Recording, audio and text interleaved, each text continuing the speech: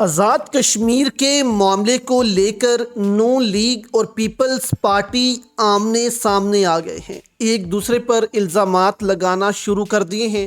کیونکہ یہ کشمیر کا معاملہ دوستو مریم نواز اور نواز شریف کی سیاست کو اب کھا جائے گا۔ ان کو لگتا ہے کہ یہ اب اس چیز کو برداشت نہیں کر سکیں گے۔ آزاد کشمیر کے لوگ کیا کر رہے ہیں، پیپلز پارٹی اور نون لیگ آپس میں لڑ کیوں رہے ہیں، یہ ویژولز دوستو آپ کے سامنے چل رہے ہیں۔ دوپٹہ جو ہے وہ یہ کشمیری عوام نے جو ہے وہ وہاں پر لہرا دیے ہیں۔ کیوں لہرائے ہیں، یہ دوستو بہت اہم وجہ ہے، کیونکہ وہاں پر بہت زیادہ زخمی ہیں، رینجرز بار بار فائرنگ کرتی ہے، لوگوں کو یہ لگ جاتی ہیں گولیاں، ان کے پاس پٹیاں نہیں ہیں کرنے کو، تو کشمیری جو عورتیں ہیں، بہنیں ہیں، انہوں نے راولہ کوٹ سے اپنے دوپٹے جو ہیں وہ بھیجے ہیں تاکہ وہ اپنے بھائیوں کو یہ دوپٹے جو ہیں وہ باندھ سکیں جو ان کے زخم آئے ہیں، جو ان کو گولیاں لگی ہیں۔ تو اس قسم کا جذبہ ہے دوستو اس وقت راولہ کوٹ میں، اور صاف لفظوں میں سردار ایمان نے کہہ دیا ہے کہ اب ہم مظفر آباد کی تیاری کریں گے، محاصرہ جلد توڑیں گے، اور اس محاصرے کو توڑنے کے بعد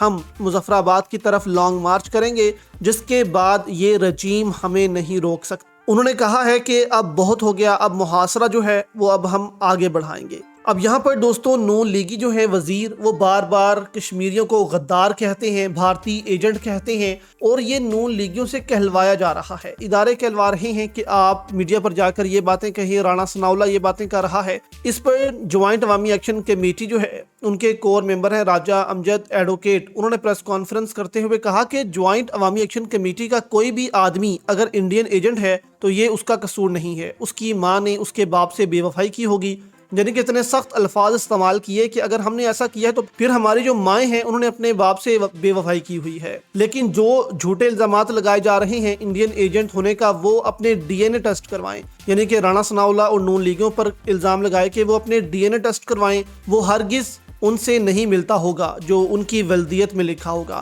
یعنی کہ ان کا والد پھر کوئی اور ہوگا اور ان کی ولدیت میں کچھ اور لکھا ہوا ہے، جو ہم پر جھوٹے الزامات لگا رہے ہیں انڈین ایجنٹ ہونے کے۔ تو اس قسم کے سخت جملے جو ہیں وہ کشمیری بول رہے ہیں، جس پر آپ کہہ لیں کہ رانا ثناءاللہ سمیت سارے پریشان ہیں کہ نون لیگ کو ہی کیوں برا بھلا کہا جا رہا ہے۔ اس پر پھر آزاد کشمیر کے جو نون لیگ کے سربراہ ہیں ان کی پریس کانفرنس ہوتی ہے، وہ کہتے ہیں آزاد کشمیر میں فورسز کی تعیناتی یا عوامی ایکشن کمیٹی کو کالعدم قرار دینے سے متعلق نون لیگ سے مشاورت نہیں کی گئی، پیپلز پارٹی نے خود یہ نوٹیفیکیشن جاری کیا ہے، اس کی ذمہ داری بھی اٹھائیں۔ نون لیگ نے عوامی ایکشن کمیٹی کو کالعدم قرار دینے کا الزام پیپلز پارٹی پر ڈال دیا کہ پیپلز پارٹی یہ سب حرکتیں کر رہی ہے، انہوں نے ان کو کالعدم قرار دیا ہے، یعنی کہ اصل نام یہ نہیں لے رہے، اوپر جو اسٹیبلشمنٹ بیٹھی ہے ایک دوسرے پر الزامات لگائے جا رہے ہیں، اور مریم نواز جو ہیں وہ الگ شدید پریشان ہیں، وہ میڈیا پر آ کر اپنا چہرہ نہیں دکھا رہی اسی غم سے کہ میں کشمیری بیٹی ہوں لیکن کشمیر کے لیے نہیں بول سکتی کیونکہ میں فارم 47 پر آئی ہوں۔ تو اسی لیے دوستو اب نون لیگ اور پیپلز پارٹی میں لڑائی شروع ہو گئی ہے کشمیر کے معاملے پر